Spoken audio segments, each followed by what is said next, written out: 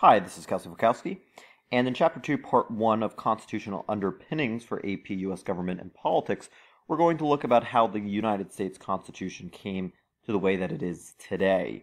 But it's really going to seem like there's some overlap with United States history because you can't separate the two. It would be impossible to do that. So believe it or not, the United States' first Constitution isn't the Constitution that we know, respect, and love today. It was actually the Articles of Confederation. So by definition, a constitution is a nation's basic law. Oftentimes it's going to provide guarantees of rights to citizens. Many nations have written constitutions, others do not, such as Israel.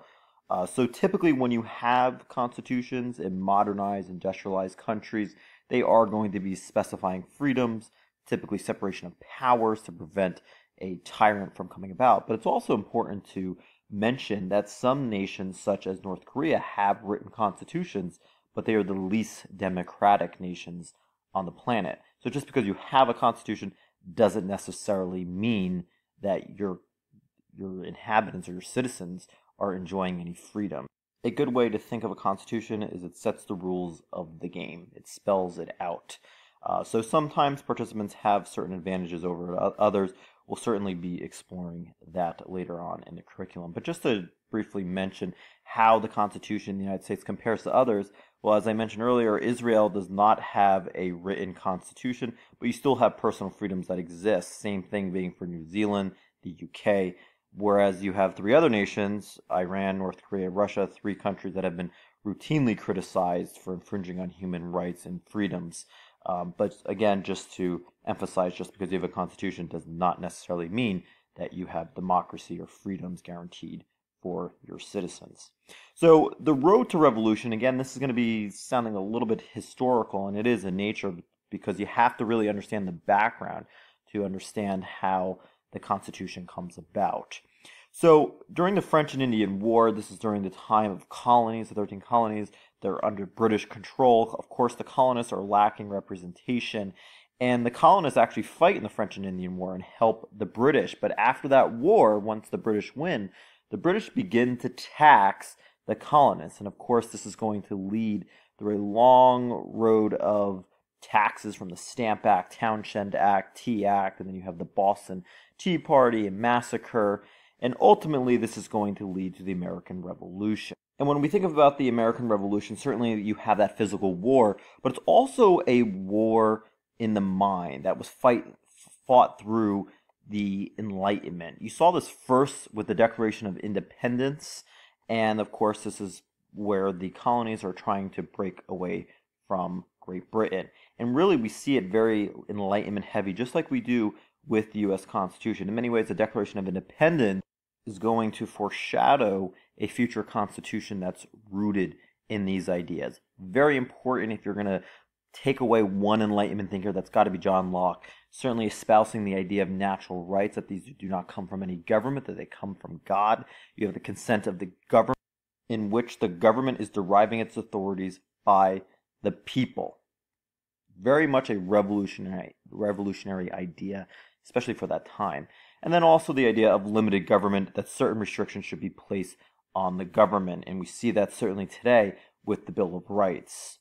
And if you look at the Enlightenment with respect to the Declaration of Independence, where you see Locke's idea about natural rights or equality or the consent of the government, you see that there's almost, to some extent, word for word written in the Declaration of Independence. So certainly the role of the Enlightenment cannot be overemphasized. So in terms of winning independence, certainly we know that the American colonies are going to prevail, but in many ways this is a conservative revolution.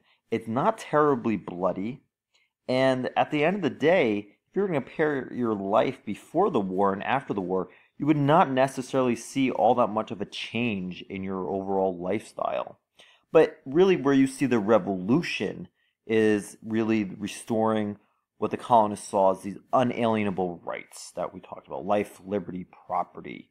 And that, of course, is embedded into the Declaration of Independence and the Constitution. But again, this is a very conservative revolution in the sense that you don't have a lot of bloodshed. Compare this to the French Revolution, where you had the guillotine. You had people's heads just rolling off.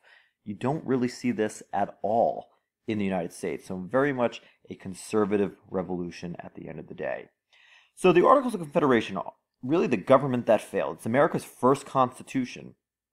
It is a confederation in the sense that it was called a League of Friendship amongst 13 states. These states were very much concerned about their own power. They operated really more as their own country, each individual state, than actually as a collective unit. You had localism.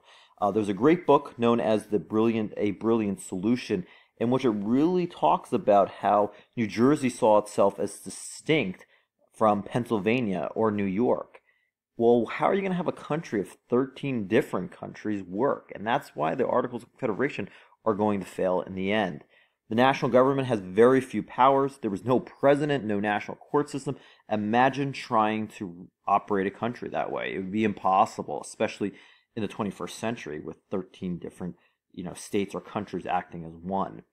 And then all government power is resting in the hands of the states because the states are fearful of a central authority. They just got out of a bad relationship with Great Britain, which was taxing it and really provided very few rights to the colonists. Now the colonists are devising their own form of government because they do not want a repeat of what just happened during the American Revolutionary War. Other weaknesses of the Articles of Confederation include Congress having no power to collect taxes. Congress couldn't regulate interstate trade. Most states had their own form of currency. They could also tax any trade that was coming in. So it was just a complete mess. It's understandable the structure that the colonists chose. However, in terms of being practical, it really does not work well as a government.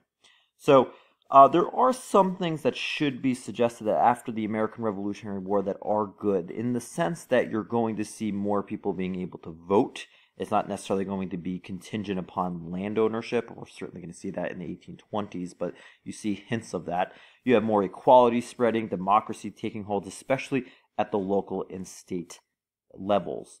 Even if you look at economics, there is that argument by Charles Beard who said that the Founding Fathers were economically motivated. Yet if you look really at the economic status of state legislators before and after the Revolutionary War, you notice that the wealthy actually lose money and lose influence following the Revolutionary War. It's really the farmers and the merchants, especially in the North, that are going to do pretty well. And in the South, you see the farmers actually economically benefiting. So you do see that power shift. It is certainly more egalitarian, and that is going to take hold. But again, at the end of the day, the government is going to fail.